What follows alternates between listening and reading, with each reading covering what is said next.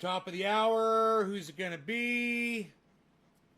4, 3, 2, 1. Drop me a digit. Drop me a digit. Drop me a digit. Ah, Debbie, you suck. Drop me a digit. Somebody drop me a digit. Anybody? Ah, Justin, you suck. God, man. Lisa, you suck. God damn it. Really? Yo, thank you. I can always count on you and Nick Brown. Thank you, guys. Thank you, guys.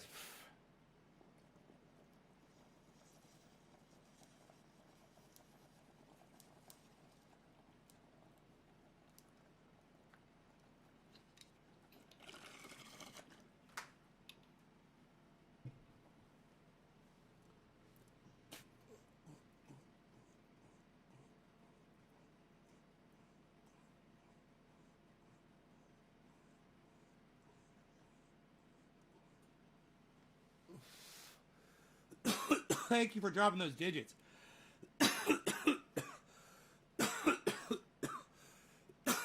Yes.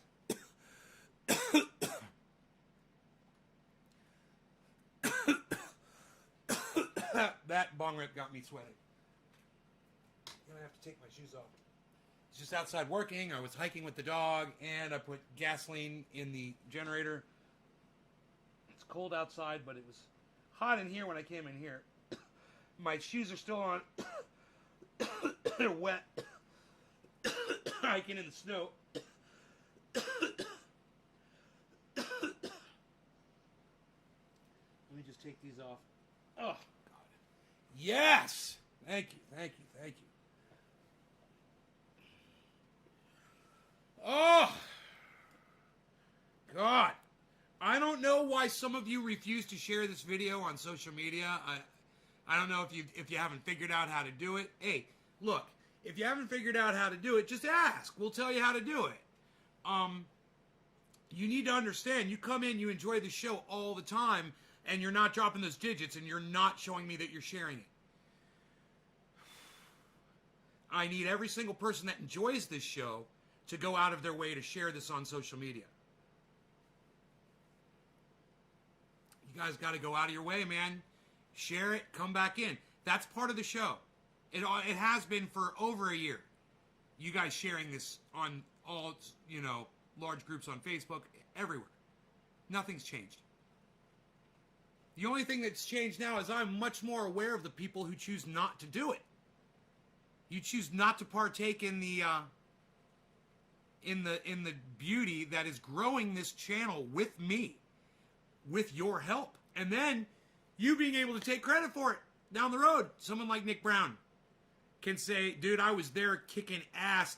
I didn't just disappear. I didn't just fucking blow in the wind, when things got grim.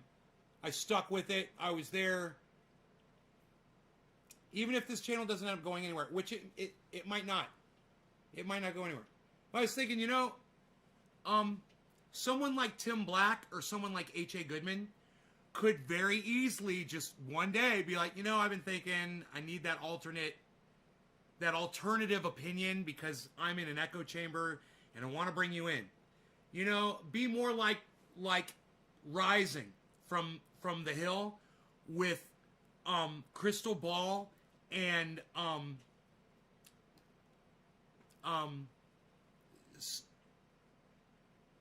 want to say, oh shit, Sater.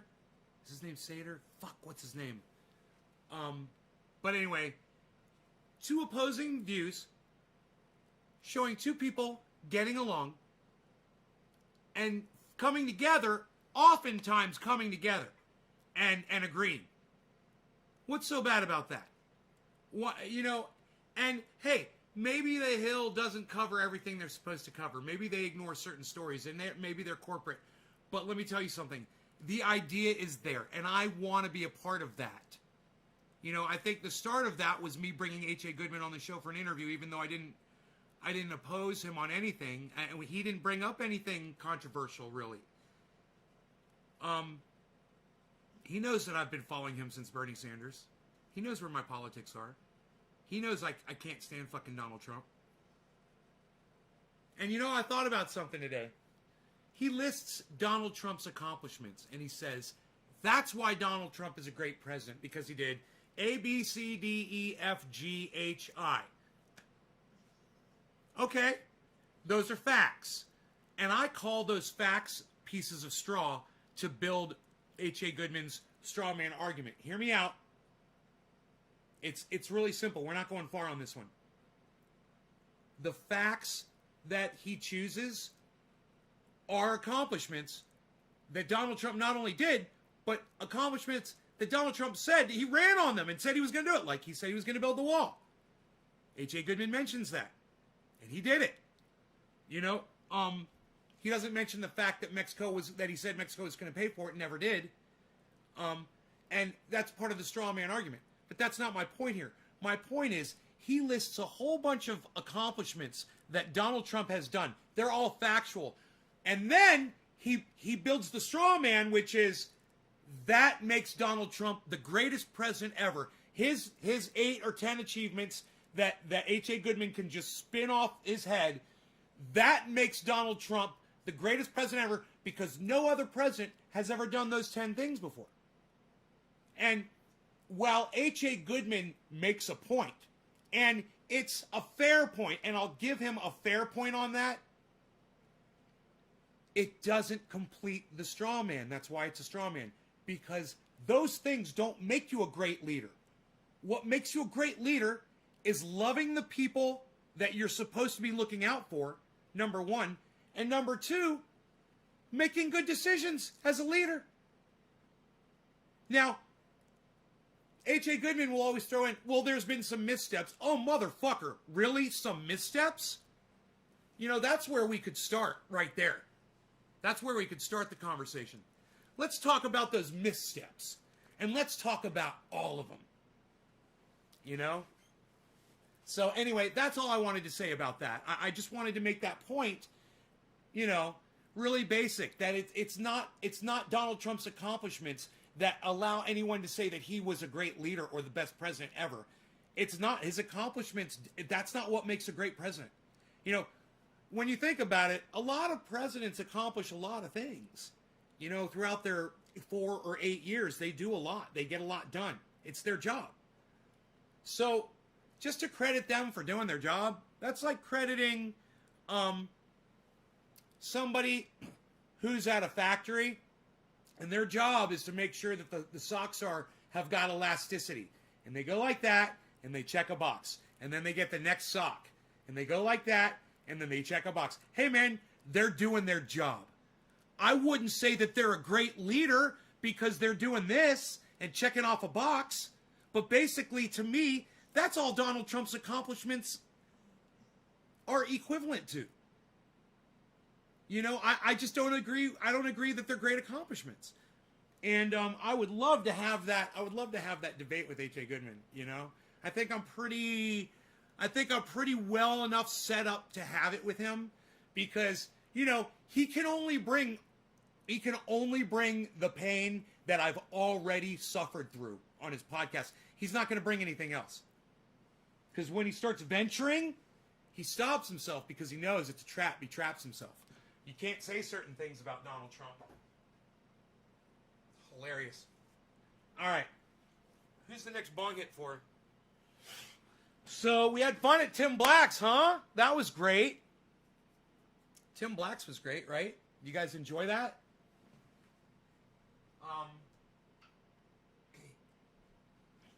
He definitely disagrees with Jimmy Dore on the Boogaloo Boys.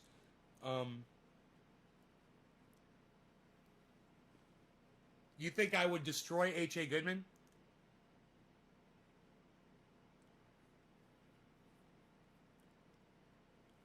My whole point were the accomplishments of someone that you refer to as a leader does not just their accomplishments isn't what makes them a great leader. What makes them a great leader is the decisions they make. You know, just doing their jobs and signing the bills that people write and put in front of you, that doesn't make you a great leader. You know, Barack Obama was not a great leader.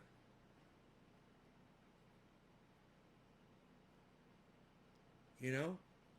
He made horrible decisions. We tortured some folks. Yeah, you did, you fucking idiot. You know?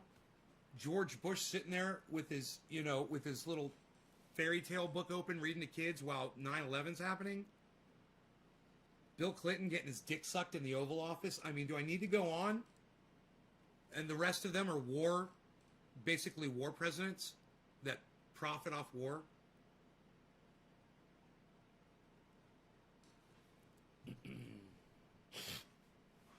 Man, one of y'all got me listening to Christopher Hedges.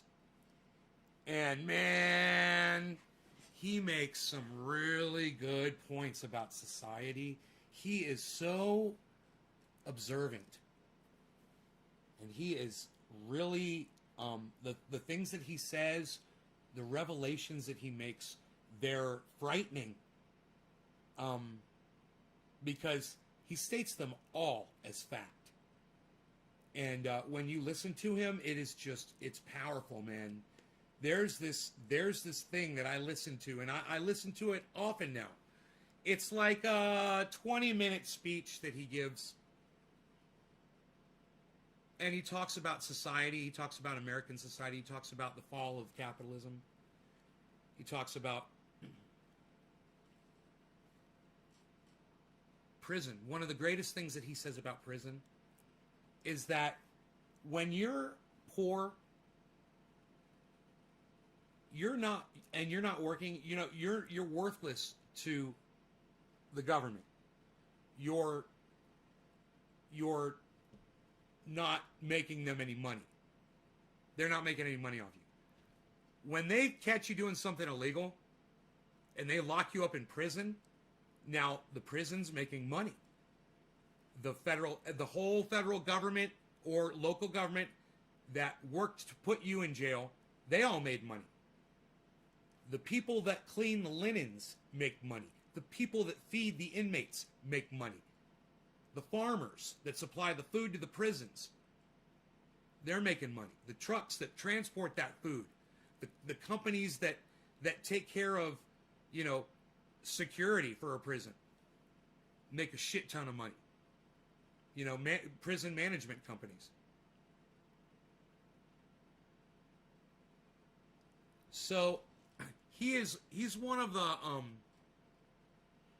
he's not one of the easiest people to listen to per se, but man, if you listen to him, this is who Jimmy Dore listens to, and he's always bringing him up and saying, Chris Hedges said this, blah blah blah blah blah, and Chris Hedges said that. There's a reason he does that. Because Chris Hedges is like, Mao said blah blah blah. He'll be quoting fucking dictators and fucking leaders from, other fucking centuries and shit. And he's read up on all of it,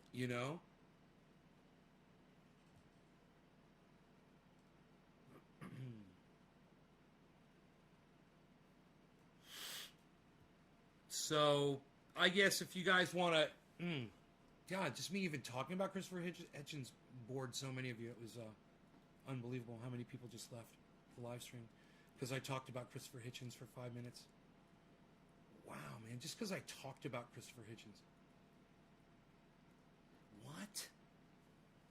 What just happened? What just fucking happened to the viewership? 10 people? Yep, 10 people. Just Hitchens with an N.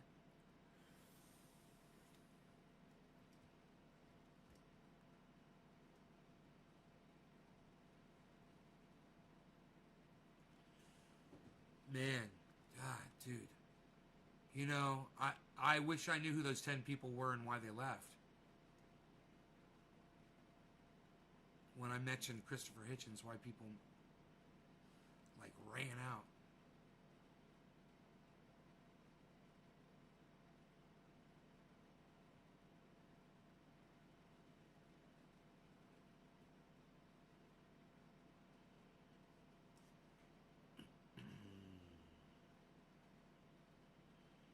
Dude, where is this fucking goddamn thing? And I just wanted to tell you, It's not in my... I was just watching it this morning and it's not popping up. There's Guy McPherson. Probably because I watched it a long time ago.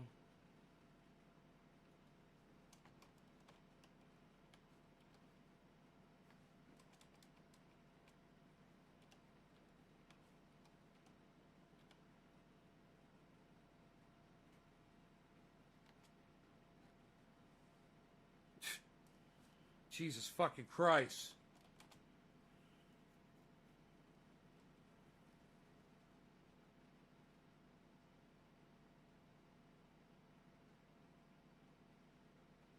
Oh, not Christopher Hitchens. My bad. It's Chris Hedges. Chris Hedges, my bad.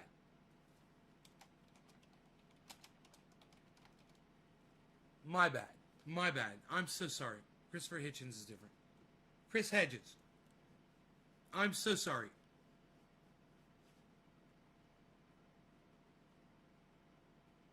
Okay, so I'm listening to this thing. Chris Hedges. It's like fucking 30 minutes long.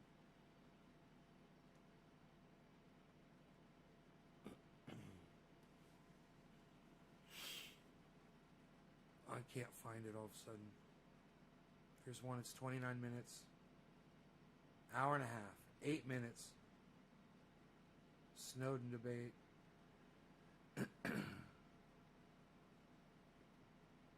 Chris Hedges, Chris Hedges, Chris Hedges. The absurdity of American empire. Sacrifice zones of America. Who killed the American dream? The collapse of the American empire. Empire of illusion, the end of literacy, and the triumph of spectacle.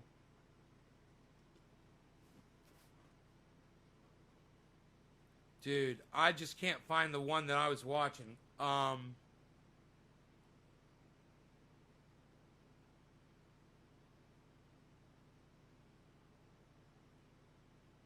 politics of cultural despair. Chris Hedges, Chris Hedges. The absurdity of American empire. This is only 3 minutes long. This is not it. The one I was watching is like a half hour. Oh, here I found it. It's called American Psychosis. I found it. Oh, dude. This 15 minutes long. It's called American Psychosis. Chris Hedges.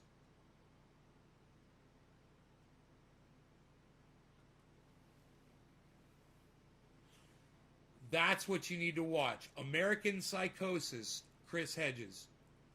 It's 15 minutes.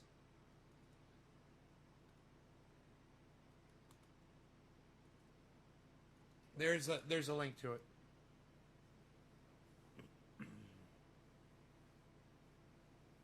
Go ahead and smoke, Magic Freeman. Cheers.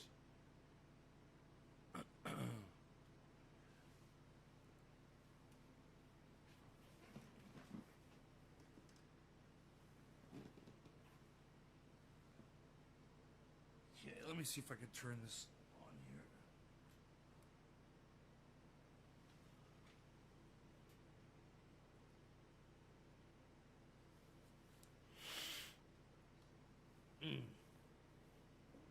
I wonder why there's no sound.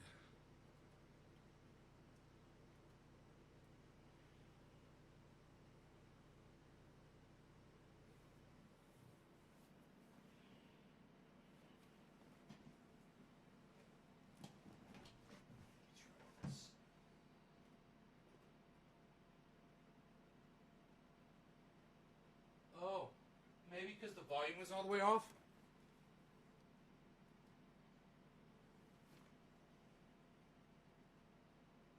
And look within ourselves to see who we are and where we're going. And that's what any totalitarian state seeks to crush. Okay. So a totalitarian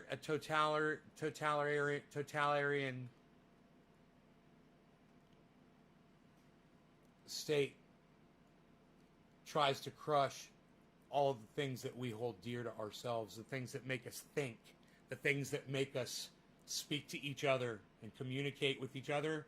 and share ideas. Listen to the first few things he says. Beauty, grief, death, the struggle with our own mortality, the search for a life of meaning, love, the capacity for transformation. Those forces are ones that make us stop and become introspective and think. Right.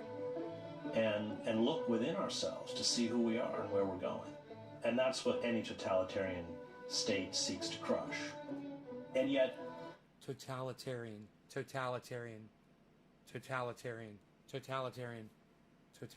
I don't know that word at all. It's word is not in my fucking vocabulary. So it's going to be hard for me sometimes. I want to learn a fucking word. So it's 420. Everybody cheers. Happy 420. Let's see who is the next digit drop. Was Yo-Yo, Nick Brown, Yo-Yo. Yo-Yo's just spamming threes. Teresa King. Happy 420, Teresa. Cheers. You get the 420, honey.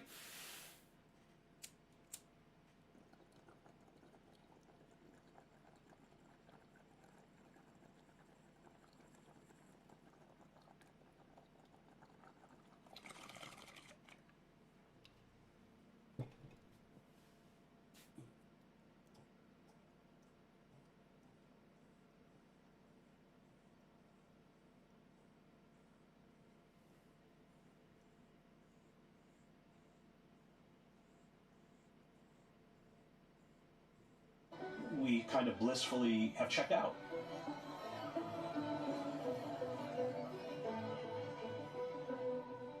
Most people have no concept of how fragile their environment is. I think you have to, as I have done, live in societies that collapse to realize how quickly they go down and how fragile they are. So he spent 20 years in Europe, going to the poorest places in the world. He's been all over the world. And he talks about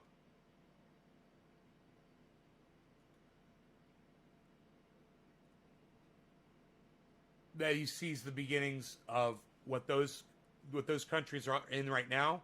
He sees us at the start of that. That's what this whole thing is about. This whole video is about him telling you that we're already in this. And so there's a kind of emotional incapacity to understand collapse, even when it's facing you. I spent 20 years outside the United States, and I had covered as a foreign correspondent totalitarian cultures, everything from the East German Stasi state to Slobodan Milosevic's Serbia. So I know how totalitarian systems work. I know the kind of dark emotions they evoke. I know the mechanisms they use to shut down dissent. And when I came back, it was utterly apparent that the country had gone collectively insane in a very frightening way. Not only their misunderstanding of the wider world, something as a foreign correspondent I was very cognizant of, but their misunderstanding of who they were and where they were going. No, the mail's closed.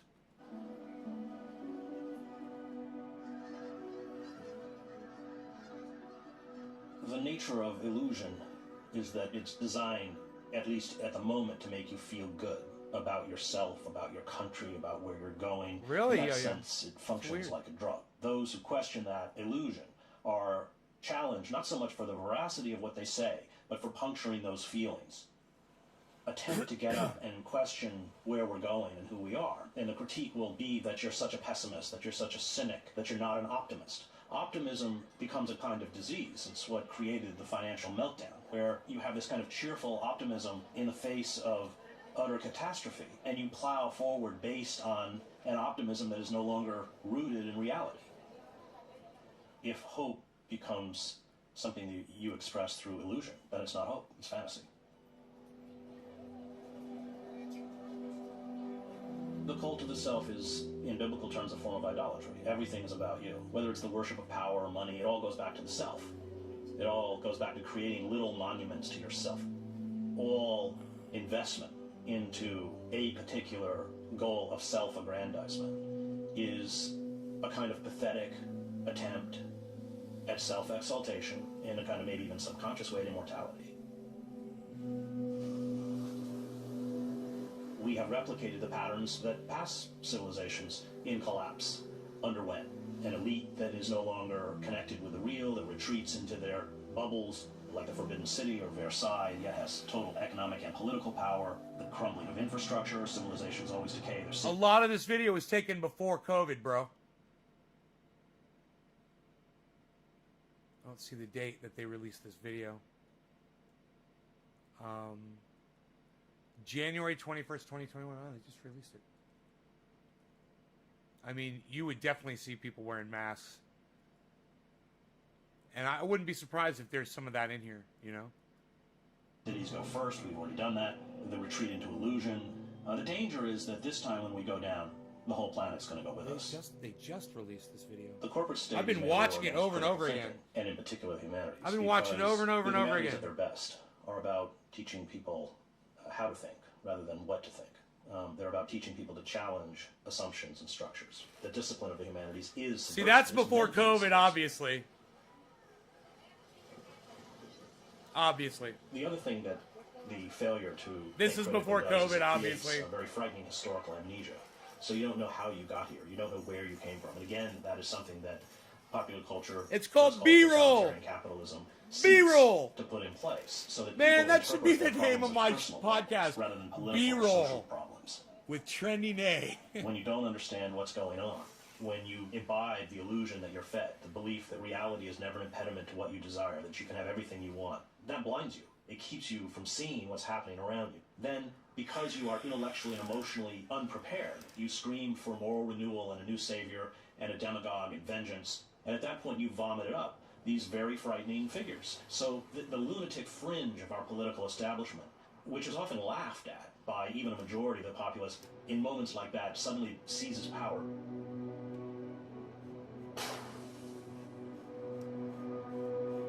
You can oftentimes, in moments of breakdown, have a society clamor for their own enslavement. The cost that we're paying is that the forces arrayed against us are going to kill us. Unfettered, unregulated capitalism is a revolutionary force, as Karl Marx understood. It exploits everything.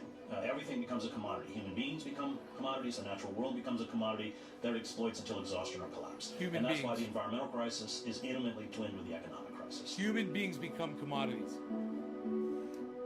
40% of the summer Arctic sea ice melts. And that becomes a business opportunity for Shell that's up there dropping $500 million drill bits down into the Arctic Sea. It's insane.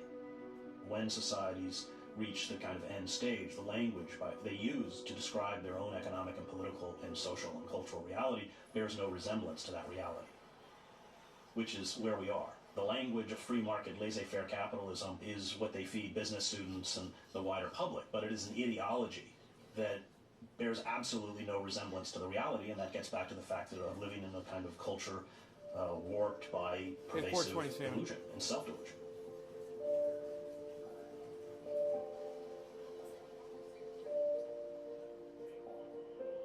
Totalitarian societies by their nature are hypermasculine cultures and seek to banish empathy. They not only ignore the vulnerable and the weak, but they ridicule them and persecute them. They celebrate supposed values of force, strength, violence, and empathy is seen as weakness. I mean, in a free market society, all of those companies like Goldman Sachs would have gone into bankruptcy. But we don't live in a so-called free market. We live in a kind of bizarre species of corporate socialism. So in the end process of decayed states, you have forces in essence cannibalizing the state itself, which is where we are. I mean, a poor person of color on the streets of Camden, New Jersey are worth nothing to the state. Put them behind bars, they're worth $40,000 or $50,000 a year to prison contractors and food service companies and phone card companies. And that is something that is very real, but often not even understood by the victims themselves. Totalitarian societies seek to funnel all intellectual and emotional energy into... They want to lock you up, you're a commodity. Into celebrity saga. That's why the Nazi Party made sure every single household got a free radio. And now you sit there and watch Basketball Wives. You see Jay-Z's crib and how many cars he has. And it's the great kind of pacifier. Great pacifier. I wrote a book called Empire of Illusion, The End of Literacy and the Triumph of Spectacle, which is about the danger of unplugging yourself from a print-based culture. So I actively resist the attempts by popular culture, which of course is largely dominated by for-profit corporations, to give me a language by which I speak and an understanding of the world. underneath the guise of consumerism is unadulterated hedonism. I mean, it's infected everything, including spirituality, which in its real form has nothing to do with us. It has to do with our neighbor. I mean, the whole point of, and again, I speak as a seminarian, of a life of commitment is picking up a cross. It's not a pleasant experience. It's one that gives one a sense of meaning, a sense of purpose. So, I think that, again, it goes back to values which are largely an anathema to the consumer society. Those are values that are rooted in self-sacrifice. It's about giving. It's about self-effacement. It's about understanding that a life of fulfillment comes through service, not through the attainment and acquisition of money, wealth, and things. And I think that wisdom, which sort of crosses all religious traditions, is real. I mean, creating community, and Freud wrote about it, Karl Popper wrote about it, brings with it a kind of anxiety and a kind of responsibility. And, Freud would argue even a level of neurosis, because there's always that tension between individual desire and community responsibility. And I think that tension is real, but one that's necessary. And the consumer society plays very well on that, magnifies that anxiety to push people into behavior which is not only destructive to the community, but finally deeply self-destructive. This is, hey, Shelley, welcome back. I hope you're doing well, and I hope your whole family is doing well. This is that Chris Hedges, one of the girls that watches the show, she said, "Nay, you got to watch this guy." And I was like, "Yeah, I'd heard of him, and Jimmy Dore mentions him all the time, but I've never actually listened to him before." He speaks a lot, and he does debates, and he does events, and he's all over YouTube. Everything he's got's like an hour and a half long. This thing right here is like 15 minutes long, and he says so much, and every single thing he says makes so much sense, and he's right, and it's fucking scary shit. What he's talking about is the collapse of America. I covered the revolutions in Eastern Europe. I saw how lonely acts and defiance to totalitarian regimes, which at the moment were considered futile, kept alive another narrative, ironic points of light. That's what acts of conscience, acts of rebellion do. It appears often at the moment that it's meaningless, but when you stand up to decayed systems of power, systems of evil, and you speak a truth, even people within those systems hear your voice.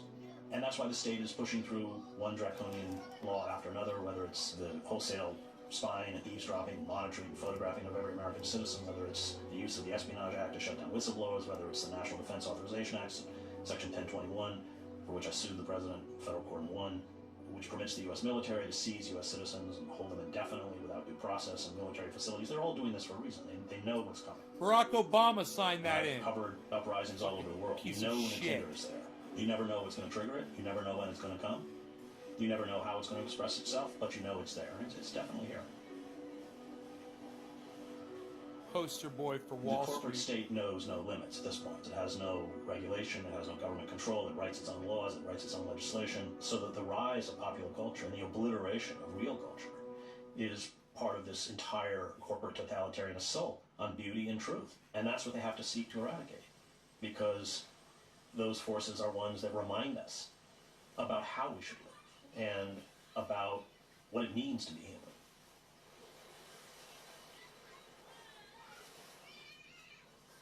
Going into Sarajevo, which I did during the war, where 2,000 children have been shot, 45 of my own colleagues have been killed, 4 to 5 dead a day, 24 wounded a day, constant sniper fire, wasn't pleasant, but it was meaningful. And one, I think, has to begin to make that decision, whether they want a life that means something. He was a journalist. He was reporting. High to another. He's putting his life on hope if you can't see at risk to do it. Reality's pretty bleak, but that's the starting point. What a life he's fucking lived, huh? And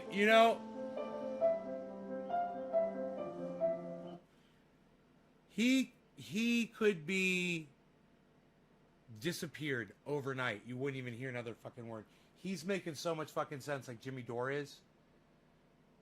He could just be gone, It's important that you pay attention to people who are making sense. He's easy to listen to, isn't he? It wasn't that bad, was it? Let's get high. You guys want to see how clean my desk is? I cleaned everything, man. Look at my monitor. Look at my monitor all shiny. Oh, look at that. It looks so good. Now look at this. What? Look at my desk. What? Look. Oh, that's why I'm being nice to y'all. I got a nice reminder right there. There's my motorcycle helmet that saved my life when I got into a head-on collision with a car. And you can see we've got the squisher up on top of the fireplace there, ready to squish the cannabis. Now let me show you the dusted off, the beauty here of the dusted off desk. As the components have all been dusted off, and all of the components behind it as well been dusted off.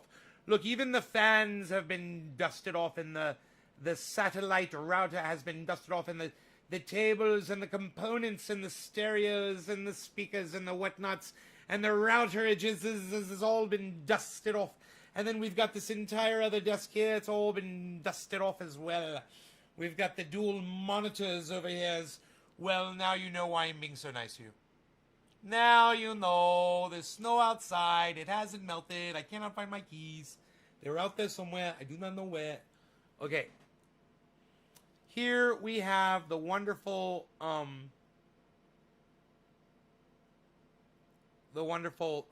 postcard sent from the Doors. And also we have, of course, we've got our little glass collection over here, looking nice and shiny. It could be dusted. It could be dusted. It could be dusted a little bit. That could be dusted. It needs to be taken apart one at a time, treated with a little respect. I got some specialness, a hin. I've got a little bit more specialness. And I got a 1, 2, 3, 4, 5, and a 6. A hen. And then, look at how nice and organized. We've got the guitar cable all plugged in, ready to go. Got the Q-tips for the dog's ear if he has an itch. We've got the nail clippers here, ready to clip the nail. We've got the triage oil, of course, at the ready. At the ready, we've got the triage oil. And yeah, that's basically, is that cool that I showed you my setup? You guys like that? That's like a little insight into the setup.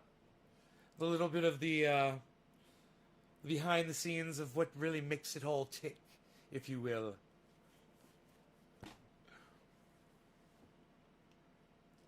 We shall see. We have had crazy rain with these Santa Ana winds. Shelley.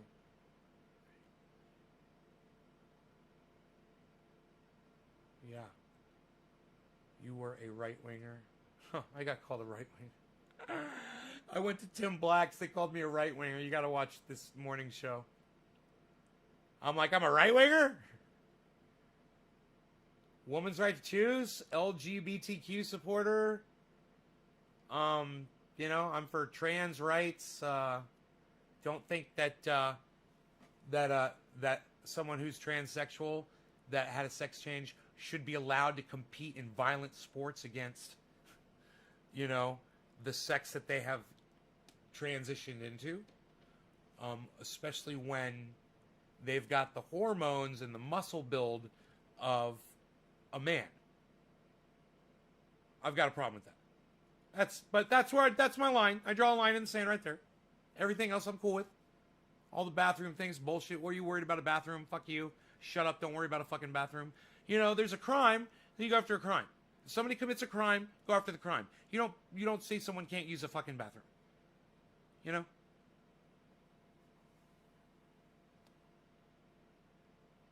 To liberate special ed students for 43 years. Dean, were you being funded and guided by an agency when you infiltrated the public school system? Or did you do it on your own?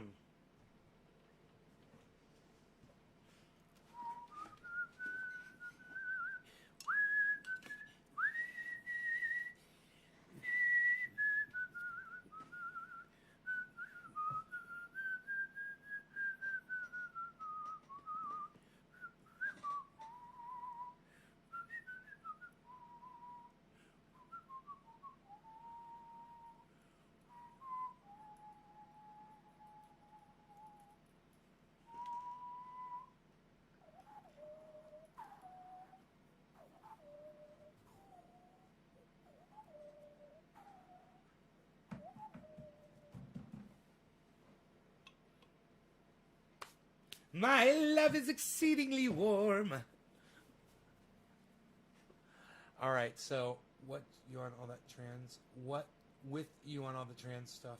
That's familiar. What it is? Love the setup. Oh, you love the setup. I love that you love it. The setup. I like it to give you the setup. I've got to make hamburgers tonight for dinner. I have to remember that. Got to make hamburgers and fries for me and my guest, my special guest. Rogan! It's me and Rogan! Like it always is. Psst. Unreal. Psst. Psst.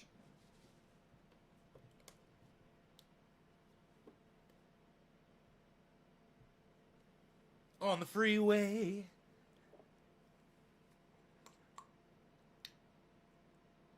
Who's the next digit drop?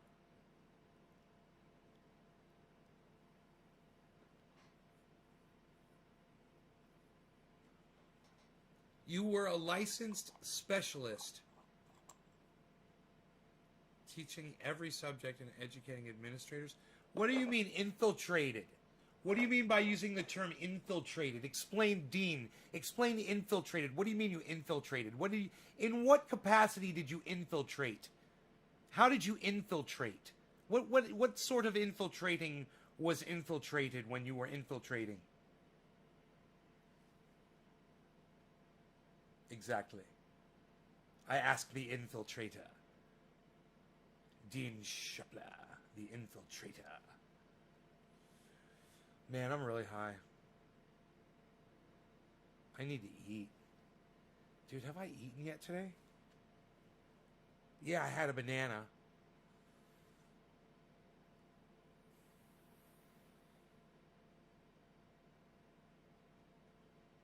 I had a little piece of cheese.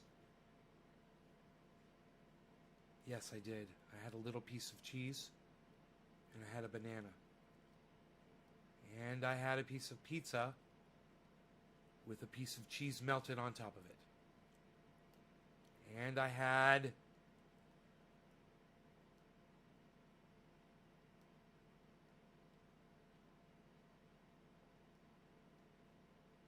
some iced tea with that pizza. I had a little iced tea with that piece of pizza that I put in the microwave. It took me 3 minutes. A microwave, you know, on that generator, it doesn't produce enough wattage. Whoa, look how foggy it got outside all of a sudden. It's a cloud. Man, I hope it clears up and melts the snow so I can find my keys. I was walking up the mountain, and there's, man, it's that deep everywhere. So, you know, I slid. I fell over one time up there on the mountain. Fell on my ass. It's kind of fun in the snow, actually. The dog came running over. He came, boom, boom, boom, came running over, and he saw me fall. He thought I was going to play with him in the snow like that. I was like, fuck that shit. It was cold. I got right the fuck up. Oh, he was having so much fun. I almost made a video. Oh, did I plug my phone back in? Oh, I'm a horrible person. I was supposed to plug my phone back in.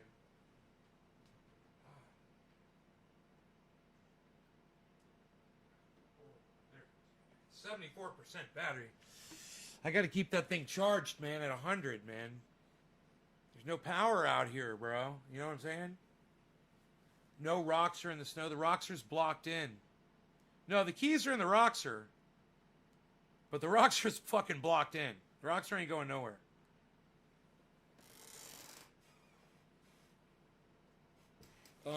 You know, if somebody even wanted to come over here and steal that thing, they couldn't fucking get out of my garage. And the keys are in it. There is a 2-ton pickup truck sitting behind it. I think, or at least a 1-ton.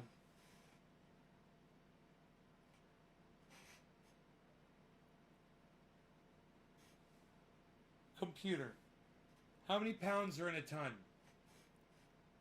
1 short ton is 2,000 pounds. Oh, yeah. Yeah, that thing weighs I'm sure it weighs 2 tons. Computer. 2017 Silverado High Country Duo Max weight. I don't know. Fuck. Computer. 2017 2500 diesel weight. I don't know that one. Computer. Chevrolet 2500 2017 diesel weight. Could you repeat that? 2017 Chevrolet diesel 2500. 8:17 p.m. at Chevrolet is the same as 8:17 p.m. Eastern Standard Time at Chevrolet. Did that answer your question? No, it didn't. I'm so disappointed with you right now. Thanks for your feedback.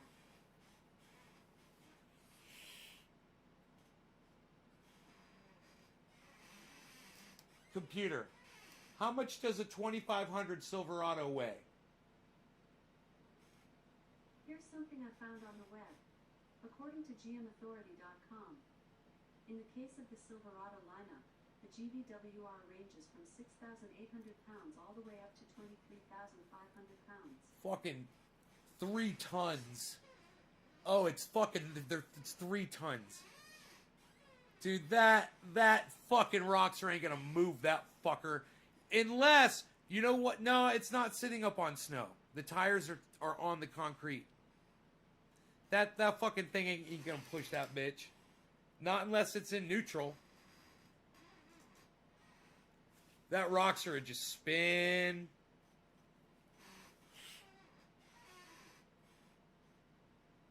Yeah, man. I better find those fucking keys, man.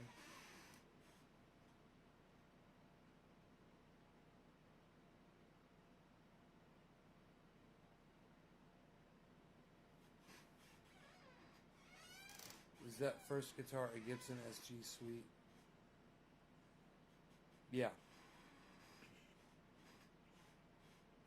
It most certainly is. It's a great guitar to play. Yeah, I got a fucking generator going right now, gasoline powered. I just gassed it up 45 minutes ago. It's good for another 5 hours till I have to put more gas in it. Maybe even more. It run up to like 8 hours, depending on how little energy I use in the house. Like, you'll hear it kick in. Like, I got a bunch of monitors on. When this show is over, I'll be using a lot less electricity. I'll turn the computer off.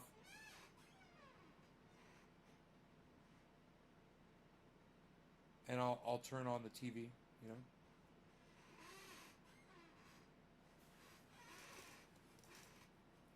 So I can still have the TV set on, you know, but I'll have the 2 monitors off, and I'll have the computer off. But I'll have, you know, I'll be able to watch satellite TV. Which is working great. All satellites are working great. And out there with the garden hose, clean the one off. It's been fine all day. I figure it's gonna ice up in a day after tomorrow. I think tomorrow's supposed to be clear, but then it's supposed to snow for a week, for 5 days. 4,000, so it's 2 tons. Yeah, that's why they call it 2,500. It's a 2-ton truck.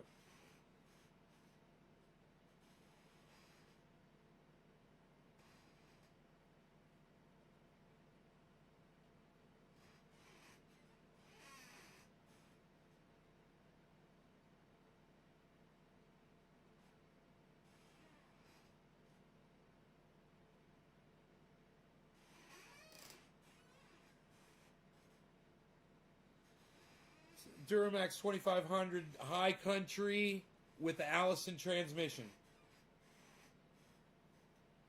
And I've added just the roll bar, which doesn't put that much more weight on it. You know, not even... Oh! No! You gotta add like 300 pounds to my truck. Overall weight. I got a badass bumper and a winch on the front. Well over 300 pounds right there.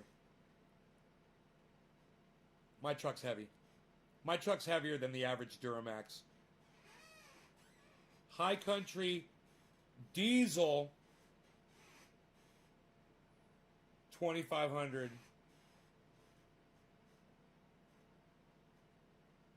Yeah, no, it was the whole video was 14 minutes. We watched the whole thing. I watched it in fast motion, so we watched it in, like it took like 3/4 of the time to go through it. We watched it in probably, but even though I paused it, so it kind of made up for it. Yeah. 14 minutes. We watched the whole thing.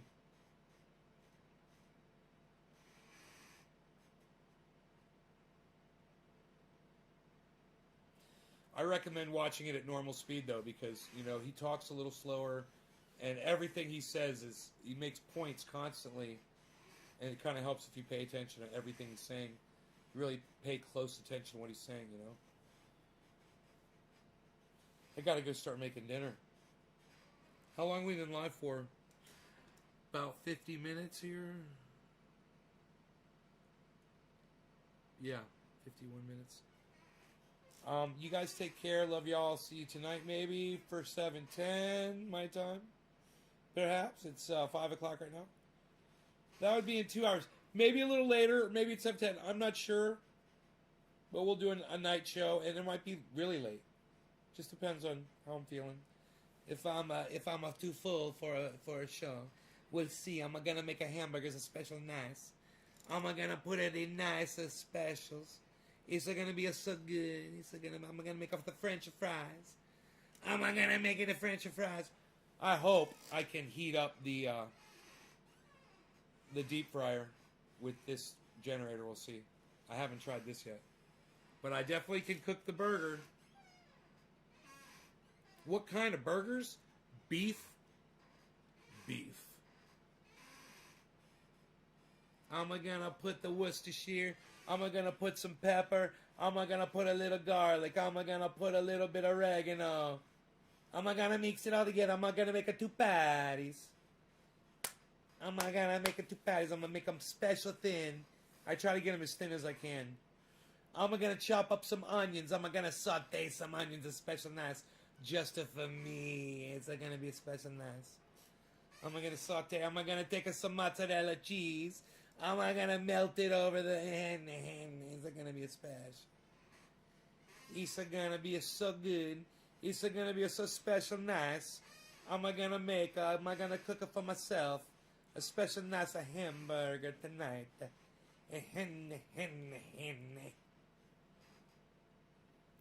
Yeah, I could make a salad too. I got a salad. I got 2 heads of lettuce sitting in there. Maybe 3 heads of lettuce.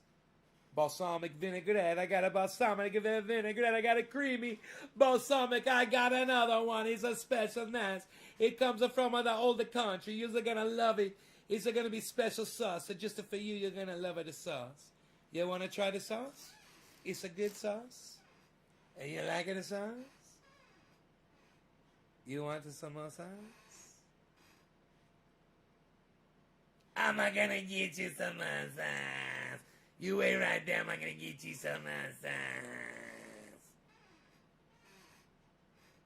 Bye, guys. Go check out my friend Ron Placone. RonPlacone.com and Ron Placone on YouTube. Ron Placone on YouTube, and it's Get Your News On with Ron on YouTube. Ron Placone on YouTube. Subscribe to his channel. Click all when you get the notifications, and do it for Nays Garden on YouTube. Go seek out Nays Garden on YouTube. I've got like 20 channels. Go subscribe to every single one of them. Click notifications on every single one of them. You'll get notified 6 notifications every time I go live. If you turn your notifications on your phone. Love you guys. See you tonight. Bye.